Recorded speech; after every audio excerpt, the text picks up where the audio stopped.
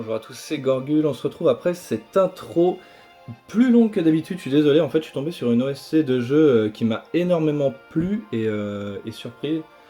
Il faudra essayer de trouver ce jeu, si vous le connaissez d'ailleurs, si vous reconnaissez cette OST. J'en mettrai un extrait, un autre extrait à la fin de la vidéo, voilà, pour ceux qui sont au courant, à qui j'en ai parlé, bon, bah, évitez d'écrire le jeu pour l'instant. Au programme du vide-grenier, des achats internet, et puis comme d'hab les jeux auxquels j'ai joué et que j'ai acheté sur Next Gen. On commence avec les films, pas mal de Blu-ray, donc c'est un vide-grenier que j'ai fait il y a quand même je pense plus d'un mois facile, je me souviens pas exactement. Donc on commence par L'île de Nîmes, que je connais pas du tout, donc je viens juste de voir d'ailleurs qu'il y avait Gerard Butler dedans et Jodie Foster, donc je pense une sorte d'aventure fantastique pour les enfants. Donc ça je prends, on sait jamais. Si un jour j'ai des enfants ou que voilà il y a des petites nièces etc qui viennent à la maison ou même chez les parents etc. Ça fait toujours un petit film à regarder. Ensuite super content celui-là, le Ghost in the Shell 2 Innocence en Blu-ray. Donc je me suis rematé le 1 l'année dernière. Et ben voilà, je pense que le 2 je pourrais le voir, je l'avais en DVD mais là ça me donnera l'occasion de le voir en Blu-ray. Ensuite, un film que je n'ai jamais vu, mais dont j'ai entendu parler plein de fois, le Las Vegas 21. Donc je sais pas du tout enfin, de quoi ça parle, ça le laisse deviner, mais jamais vu ce film. Ensuite, le Superman Returns, que je suis allé voir entre guillemets au cinéma. Je me suis endormi au bout de 10 minutes. J'étais très fatigué, hein. Je me suis endormi au bout de 10 minutes et je me suis réveillé au générique de fin. Donc voilà, je sais pas trop ce qu'il vaut, ça me permettra de le revoir. Ensuite, celui-ci aussi, c'est un film que j'avais envie de voir, La Dame en Noir, donc avec Daniel Radcliffe. En plus, je viens juste de me remater la série complète des Harry Potter, donc ça va me faire peut-être un peu bizarre de le voir dans un autre rôle, mais pourquoi pas. On m'en a dit du bien, à voir. Un autre film que j'ai vu au cinéma, celui-ci en entier, le Albator. Un petit peu déçu, un film un peu lent, bien que très joli, hein, avec les images de synthèse, etc. Mais bon voilà, un Blu-ray 3D pour vraiment pas cher, donc c'est des Blu-ray que j'ai eu entre 2 et 4 euros. Et une très belle surprise sur un vide-grenier, un Steelbook Blu-ray, celui de Pulp Fiction, que en plus je ne possédais pas. Donc ça c'est vraiment une très belle trouvaille. Hop. On continue avec les jeux, c'est parti. On commence avec un lot, un gros lot de jeux Xbox. Je crois que la Play est en train de croire que je lui parle, voilà. Donc, un lot que j'ai eu pour 8 euros. Que des jeux en exclu, j'ai pris. Donc on commence avec un Project Gotham. Donc il y a pas mal de jeux de voiture et de sport. Ils sont tous complets de mémoire. Un jeu de snow, dont je ne prononcerai pas le nom. Amped, on va dire. Amped 2. Encore un jeu de snowboarding. Donc ça j'ai vraiment juste pris pour vraiment pour la collection, voilà, Xbox exclusivité, comme on fait, comme pas mal de collectionneurs font. Ensuite un jeu de rallye. Il y a des jeux plus intéressants vers la suite quand même. Encore un jeu de voiture. Un top spin. Bon, ça c'est déjà plus sympa les jeux de tennis, en tout cas pour moi. Le petit Blinks. Un Dead or Alive Ultimate. Encore un Dead or Alive, mais celui-ci c'est le Extreme Beach Volleyball. Ensuite, un peu plus intriguant, le Hunter the Reckoning, inconnu pour moi. Une exclue, donc ça c'est plutôt sympa, c'est plutôt le genre de jeu qui me botte. Si un jour je daigne brancher ma première Xbox. Ensuite, le Fable, dont on entend toujours beaucoup parler, mais c'est un jeu que je n'ai jamais fait. Et le Outrun numéro 2, ça c'est cool aussi. Mythique ce Outrun. Enfin celui-là je sais pas, mais en tout cas cette licence. Voilà, donc un lot que je trouvais en fin de vide-grenier dans un sac. J'ai pris que les exclus qui m'intéressaient, que j'ai eu pour 8 euros, donc super. On continue avec du jeu PS3. Et là, c'est plutôt pas mal ce genre de trouvailles. On a le Alice Retour au Pays de la Folie que j'ai terminé. Déjà un jeu très sympa, surtout pour son ambiance, puisqu'au final il reste assez simple et répétitif. Voilà, un mini beat'em all entre guillemets plateforme. Bon, 1€. Voilà, pas très courant ce petit Alice. Ensuite un jeu que je vois pas partout, mais que j'ai vu de temps en temps avec une jaquette magnifique. Un jeu plutôt intriguant pour moi. Folklore. Ça fait un moment que je me tâte à le prendre sur le bon coin à une dizaine d'euros. Mais voilà, c'est chose faite en vide-grenier pour 2 ou 3€. Donc ça, c'est une super trouvaille. Celui-là, je le ferai, c'est sûr et certain, sur PS3. Et pour pareil, 2-3€, South Park, le bâton de la vérité, voilà. Je suis pas un gros fan de la série South Park parce que je regardais pas trop Canal+ à l'époque, même s'il me semble que les South Park étaient en clair. Mais quand je tombais dessus, j'adorais ça. Voilà, je sais que c'est un jeu qui a plu énormément aux fans de la série. Donc bah voilà, ça y est, je l'ai aussi. Ensuite, on continue avec une petite dédicace à Yo. En plus, c'est son anniversaire, donc joyeux anniversaire, mec. J'espère que je sortirai la vidéo le bonjour. L'Eras Moquette à la recherche de Reptar. Voilà, sur PS1 complet. Pareil pour 1€, j'imagine. Je me souviens plus exactement. Ensuite, une compilation Taito sur PSP, Legends Power Up.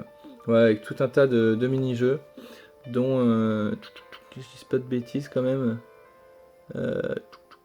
Ouais, je pense qu'il y a du shmup avec des Space Invaders, si je dis pas de bêtises. Oh, ça, je trouve que je dis n'importe quoi. Si, si, voilà, Space Invaders, autant pour moi. Donc voilà, tout un tas de mini-jeux d'époque. Enfin, mini-jeux.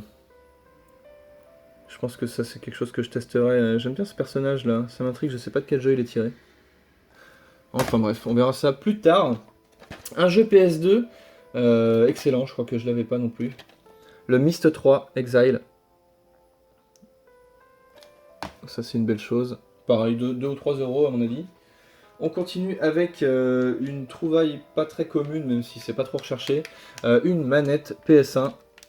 Et celle-ci, je ne l'avais pas, celle du livre de la jungle avec Mowgli et Baloo. C'est Baloo, hein, l'ours. J'espère que je vais pas dire de bêtises. Voilà, en plutôt bon état. Les joysticks, je sais pas s'ils sont comme ça d'origine, tout en plastique. Je sais pas s'il n'y avait pas des coussinets dessus, mais bon. Voilà, pour 2€, je crois. Hop. Et ensuite, un bouquin pour terminer ces trouvailles vide-grenier. Il s'agit de la Bible Game Boy. Voilà, donc là c'était un revendeur par contre. Je l'ai eu pour une quinzaine d'euros. Voilà, elle est en très bon état. Voilà, un livre qui de base coûtait, je crois, 40. Ouais, c'est ça, 39,90. Voilà, j'ai voulu le négocier, mais bon, il a pas voulu baisser le prix, mais c'est pas grave. Voilà, la Bible Game Boy que je ne possédais pas. C'est fini pour les trouvailles. On continue avec les achats internet. Donc on a ici un jeu Nintendo 64, Harvest Body, un jeu dont je ne connais rien du tout, donc j'ai lu tout ce qu'il y avait écrit au dos, et en gros vous incarnez donc Adam Drake. Ça se passe en 2016, les extraterrestres ont envahi la Terre et on va retourner dans le temps pour modifier le futur. Voilà, un jeu qui a pas l'air très très beau au vu des screenshots derrière. Mais voilà, je l'ai pris, je l'avais en loose, je l'ai complété. Je sais pas, ça m'a coûté peut-être une quinzaine d'euros, j'imagine, ou 20€ peut-être, il faut être pas compris. Et ensuite, un achat que j'ai fait à Nicolas, voilà, à qui j'achète pas mal de jeux, qui fait aussi les vides-greniers. Il s'agit d'un jeunesse. Voilà, Adventure of Lolo. Donc un petit jeu tout mignon, où vous incarnez une petite boule de poils, je sais pas trop. Voilà, dans des tableaux comme ça m'a fait penser un peu à Bomberman, sauf que vous devez récupérer les petits cœurs, tout en évitant les ennemis qui s'animent au fur et à mesure. Voilà, donc un petit jeu qui m'a coûté quand même la somme de 65€. Mais voilà, c'est un prix qui reste correct. Et c'est un jeu qui n'est pas trouvable, en tout cas facilement, et en vide-grenier, encore moins. Ensuite, c'est terminé pour les achats. Je vais passer au jeu auquel je joue en ce moment. Donc on a le Battlefront que j'ai ressorti pour jouer avec l'ami Zogma. Voilà, on fait des petites parties en difficile pour l'instant. On n'est pas encore passé au niveau maître. J'espère qu'on s'en fera quelques-unes quand même. On a testé aussi les vaisseaux. Voilà, un Battlefront qui reste toujours sympa à deux. On lui reproche toujours son manque de version histoire, mais bon voilà, c'est comme ça, c'est un jeu multi. On s'y est fait d'ailleurs, de toute façon il a des côtés. Il a pas des côtés si vite que ça, hein. Il est quand même à 20€ pour un jeu multi. Il y en a qui décodent beaucoup plus vite, je pense à Battleborn. Ensuite, le petit Here's a Lie, que j'ai terminé sur le PlayStation VR. Un jeu que j'ai adoré, qui m'a vraiment fait flipper. Un jeu tout en noir et blanc, un peu vraiment bizarre, hein. Franchement c'est un jeu qui est vraiment spécial. Si vous êtes du genre à avoir peur et à ne pas aimer ça, bon bah, c'est un jeu qui sera pas pour vous malheureusement. Mais voilà, pour 20 € c'est vraiment un jeu très correct et avec une durée de vie correcte également. Ensuite on a le petit Drive Club VR que j'ai pas encore testé hormis la démo qui était proposée sur le store. Voilà, je l'ai eu pour 25 €. Je l'ai pas encore ouvert. Et surtout, on a le VR Worlds, donc qui regroupe plusieurs jeux pour le PlayStation VR, donc que j'ai eu pour 25 € également.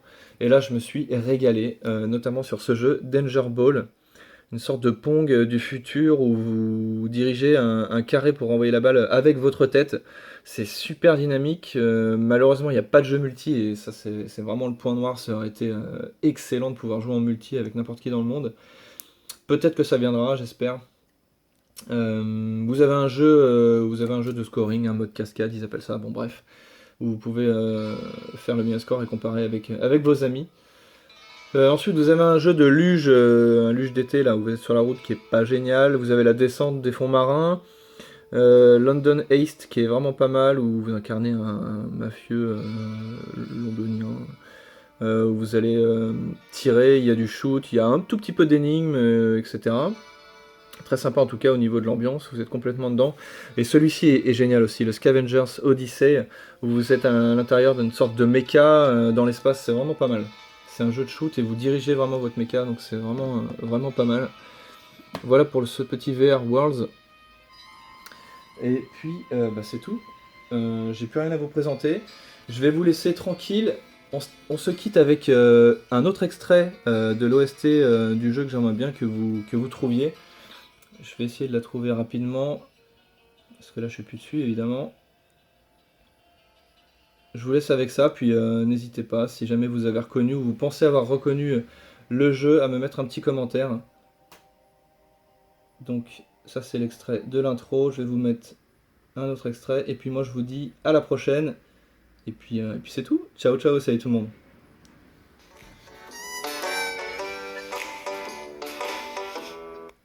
Ok, c'est pas celui-là, évidemment.